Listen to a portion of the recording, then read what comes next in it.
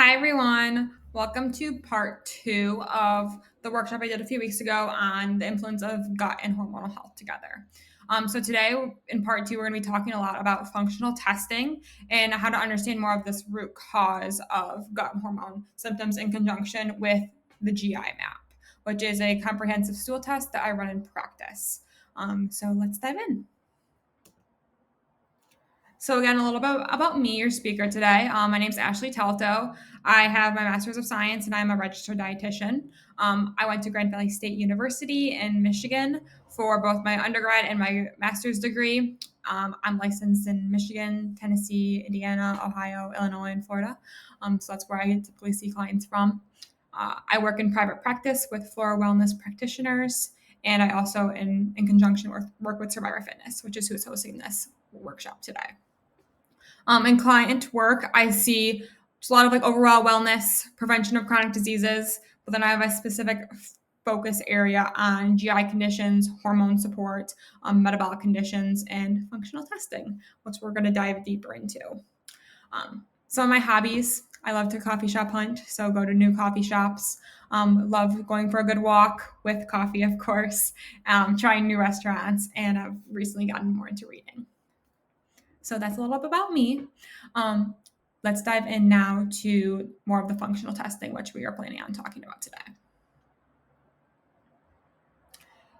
Quick overview for today. So we're going to go over a quick summary of the gut-body connection from part one, which we discussed last week. Why you're not seeing symptom relief despite doing quote unquote everything right. I hear that a lot from clients. I'm doing everything perfectly. Why am I still not feeling better? So we're going to go over that.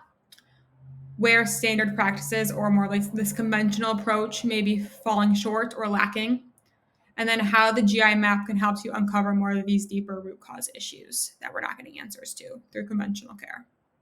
And then again, like what a more functional approach to gut healing may look like.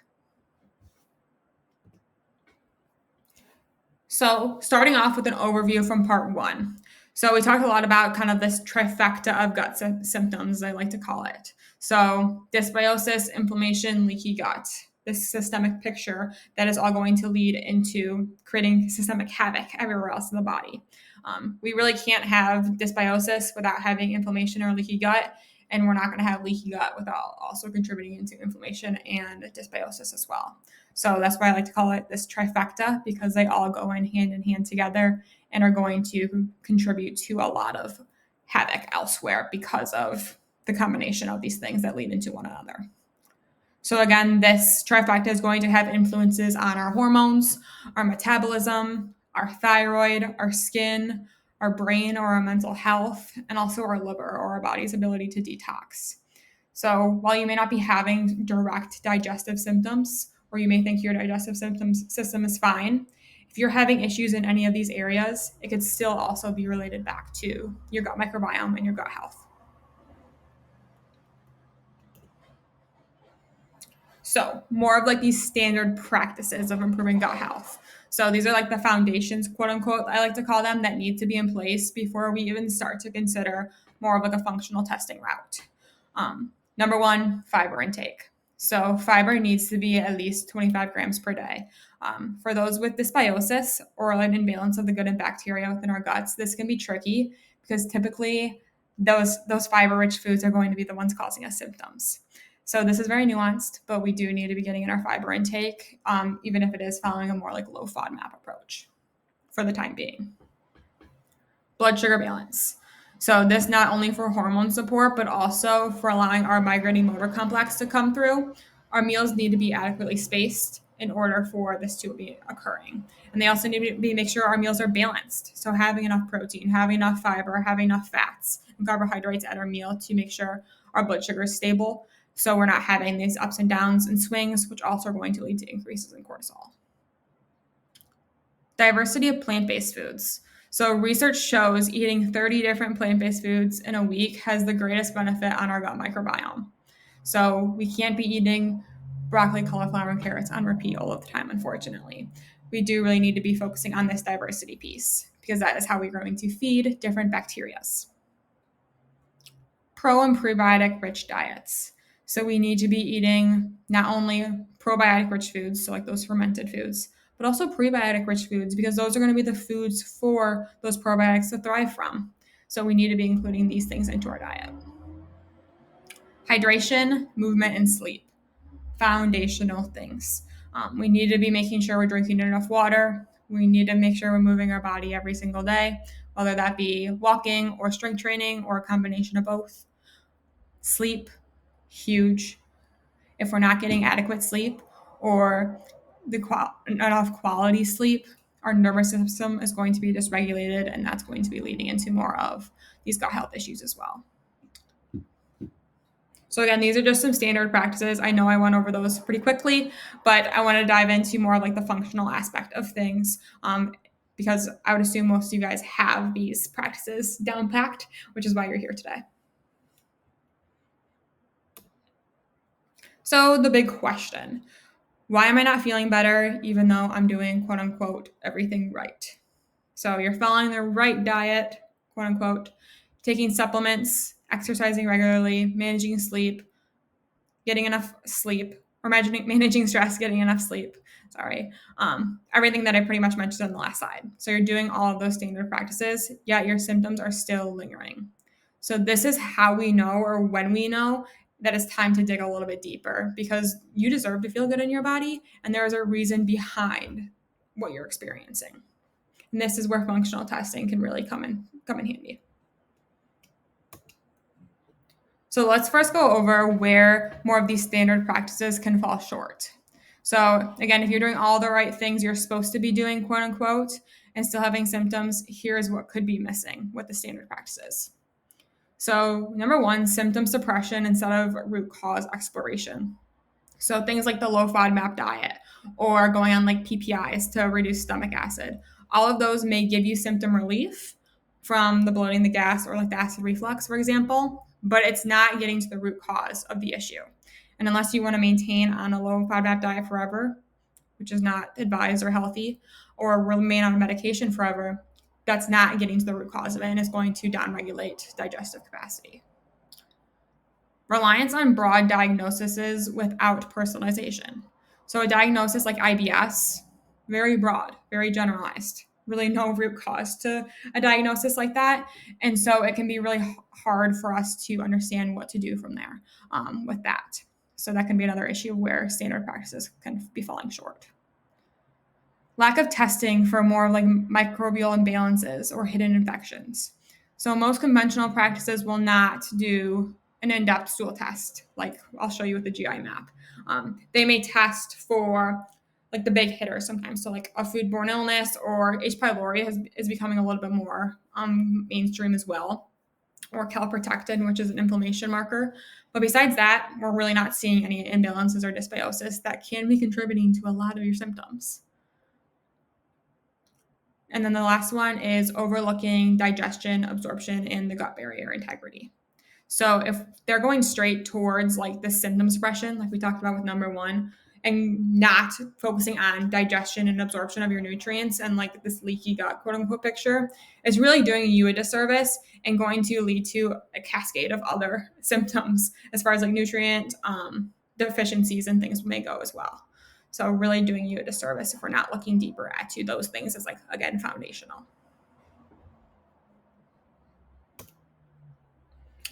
So let me now introduce to you the GI map. And this is to where more of these like functional practices can come in handy. So like I said, the GI map is a comprehensive stool test that's going to evaluate a lot of different things, which we will dive into in the following slides.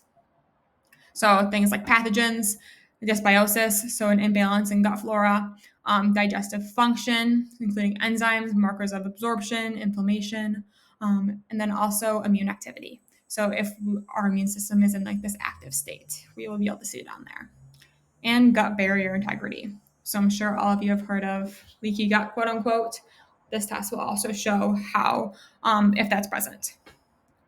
On the next few slides, I'm going to dive a little bit deeper into Client J's, we're going to call them, GI map to discover how the test uncovers more like these root cause symptoms. So for this specific client, they're experiencing extreme fatigue, reflux, bloating, and brain fog. Those are like the main symptoms. There was a lot more, but those were the main ones that we were focusing on and we're able to see some progress with.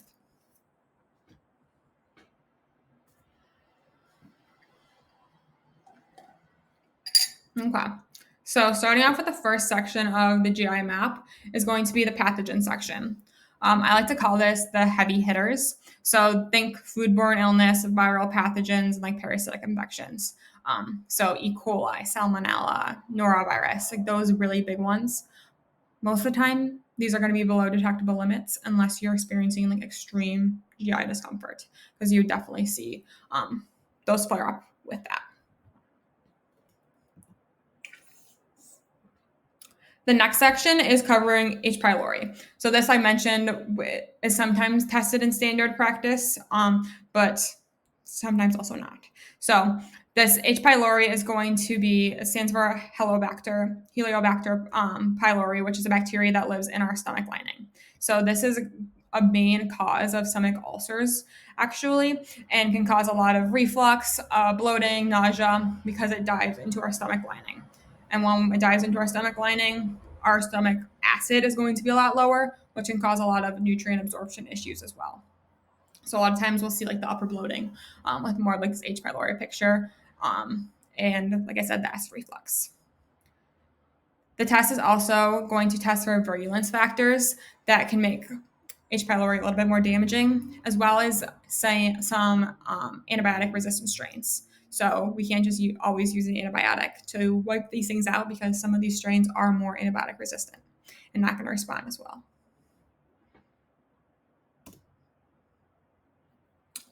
The next part or next section of the GI map is going to be this commensal keystone bacteria. So these are, like I like to say, the good guys. These are going to show the good bacteria that should naturally live and occur in your gut microbiome. These are going to be supporting digestion, nutrient absorption, immune balance, and gut lining health. So ideally, we want to see these all within like the middle of the green range, as we can see on the screen here. But as we can tell from this client specifically, we had a few that were low, a few that were low, below detectable limits low, so very low. And then we can also have some that are even on the higher end. So for example, like the Enterococcus species, the third one from the top. His was a little bit on the higher side of things.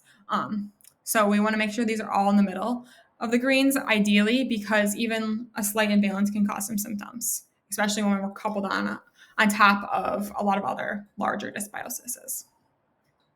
So we can see that, again, like a few of his were extremely low, but then a few of them are also extremely high. So this Bacteroides to Firmicutes ratio can, both being very high, is going to be causing a lot of different inflammation and nutrient extraction issues, to not being able to get the nutrients we need from our food.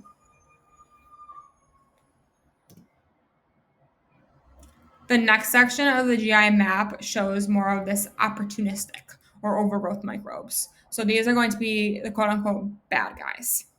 So these are bacteria that are normally present in smaller amounts in our gut microbiome, but when they start to overgrow or in too large of quantities, that's when they're going to contribute to symptoms and be out of balance. So high levels are going to contribute to like more like the bloating, the diarrhea or constipation, inflammation, or symptoms like the brain fog, fatigue that this client especially was experiencing. So again, like these microbes are not always harmful on their own, but when they become too high or out of balance in combination with all the good guys as well, it can cause some symptoms. So for this particular client, we can see Pseudomonas was high. Both species were extremely high. And then Streptococcus was also high. And then the Klebsiella species is also on the higher range of things. So definitely have a lot of overgrowths to work on. So typically we would start with this when creating a protocol, to make sure we kill out these bad guys or go through a removal phase, to then work on reinoculating more of the good guys that we looked at in the last slide. And we'll go over more of like what a protocol creation would look like as well.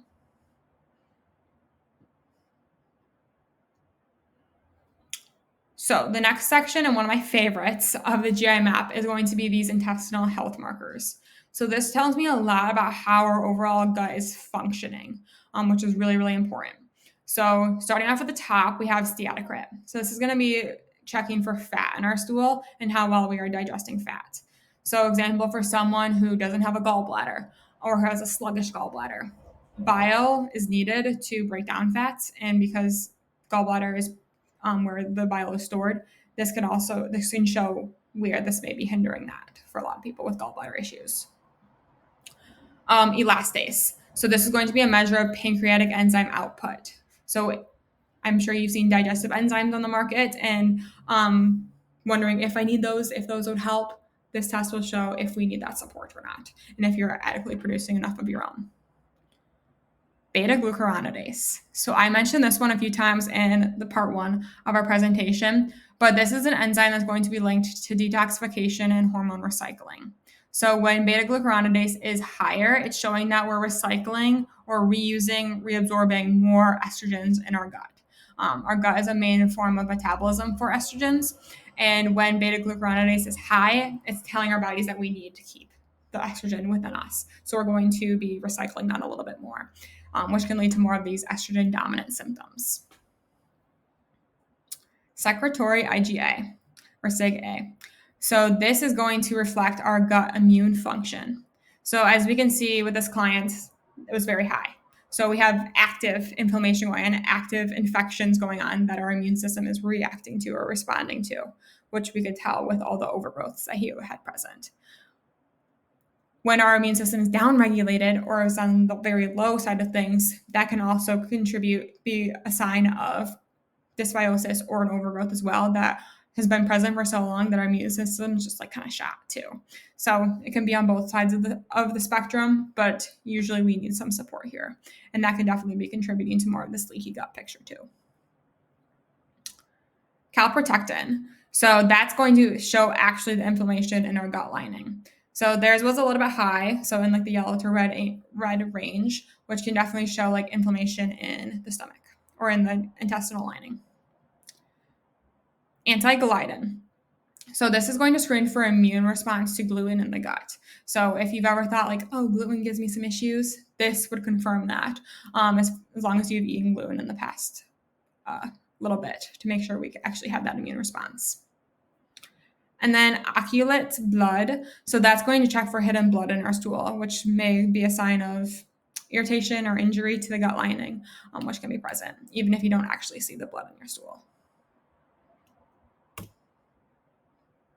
Okay, so those are like the main components of a GI map that I wanted to touch on. So again, like you can see, very in-depth, very comprehensive, definitely compared to something you would run at like your standard GI doctor. Like a colonoscopy isn't going to show you all of that, for example.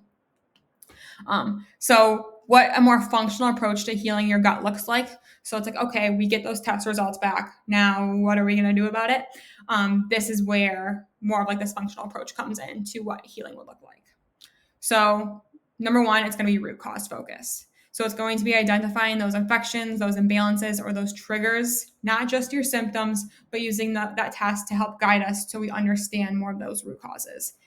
Obviously in combination with your symptoms too, because I'm not just going to be treating the test. I'll also be looking at it in combination with your symptoms. So we see symptom relief. Personalized nutrition. So definitely taking an anti-inflammatory, nutrient-dense foods approach first, then supplementing with supplements as needed. Definitely always want to be looking at food first before we throw in a bunch of supplements. Supplements would definitely be part of typically a protocol, but the more we can get them from our food, the better off it's going to be. And we can look at this too, like from a personalized manner based off your results. Gut lining and inflammation repair. So including things like lifestyle, sleep, movement, nervous system regulation, and specific nutrients too, depending on what your results come back with. So things like L-glutamine, zinc, collagen, and other like soothing foods to really help calm the inflammation and calm our gut lining is really, really important. Balancing the microbiome. So again, depending on your results and where your good and bad bacteria lie, bringing in prebiotics, probiotics, and removing those overgrowths and pathogens. that needs to be a part of this because that is going to be a big driver of the inflammation and of your symptoms.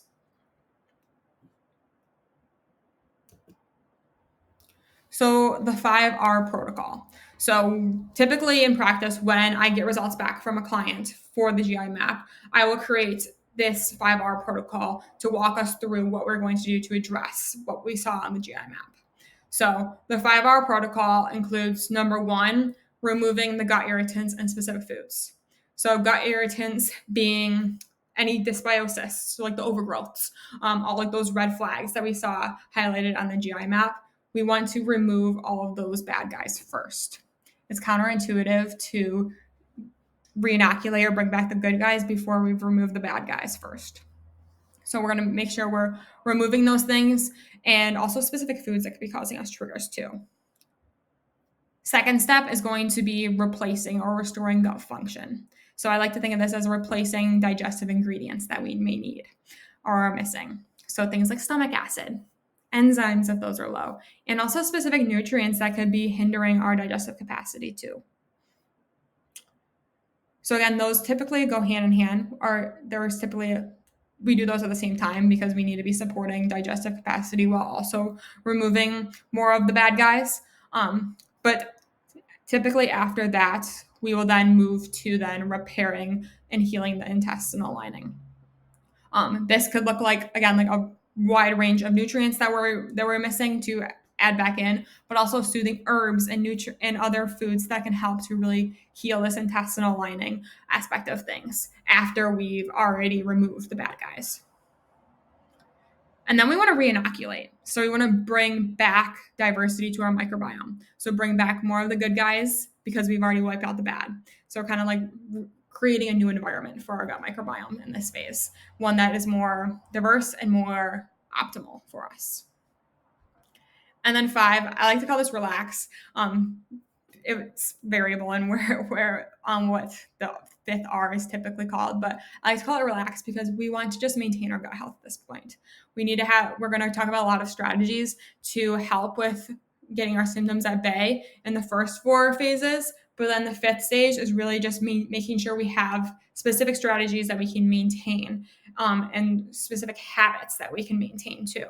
So it's not just I do this for the 6 to 8 weeks that we're really focusing on these things and then I stop, because that is how we're going to get back exactly to where you were in the beginning. So we really need to be focusing on how we can hone in on these specific things and make them lifelong habits.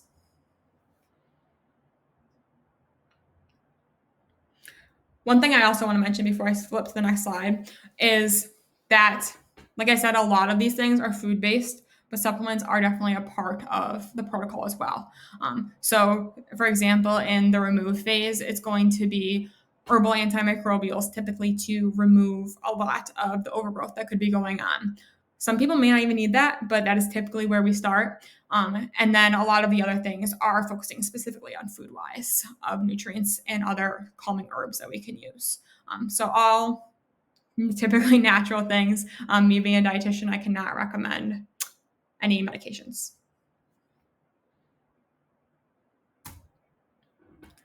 So some of my favorite parts or my most insightful parts of the GI map. Number one, it's going to be answering those mystery symptoms from clients who have bounced from doctor to doctor. I have a lot of clients who have gone to the GI doctors and all of these other specialties and really have gotten no answers or said they look like quote unquote okay, or your labs are all fine. So the GI map really dives deeper and sees like, okay, where can we continue to optimize things, or where can we continue to find dysfunction despite everyone else saying you're fine. Number 2, it gives insights beyond GI health. So like we talked about in part 1, the gut-body connection is huge. So it's also going to give insights into our hormonal health, our skin health, our detox pathways, etc. Many of the different bacteria that we saw with the GI map are going to be directly related to and associated with specific symptoms that you're experiencing. For example, like the Streptococcus species is related to a lot of skin issues. So whether that be like acne, rosacea, eczema, typically seen very common with those symptoms. So again, like all of these different bacteria usually have like a stray of symptoms that are present when we see those as well. And then my last comment and most insightful part is just it's a comprehensive all-in-one view. We are not going to get a more in-depth test GI wise that gives you this much information without pulling from a bunch of different tests. It's a one-stop kind of shop for a lot of these things GI wise, which is really awesome.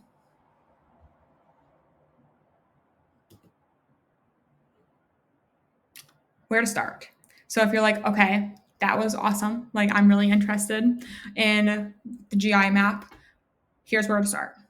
So number one, make sure you're doing the basics, the foundations. Make sure we're eating enough fiber. Make sure we're going to the bathroom at least once a day. Those types of things. Not that even if you are doing those things, there is a lot of other symptoms that we can see and uncover with the GI map that can help to propel or get rid of their symptoms and find symptom relief. But really make sure those basic foundations are honed in. The RMI protocol or the steps we take forward from the GI map will be more effective when you have those foundations in place.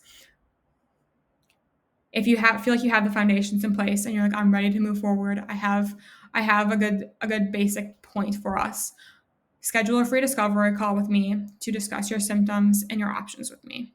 I offer a free discovery call to really get to know you and your symptoms a little bit more so I can guide you in the right direction.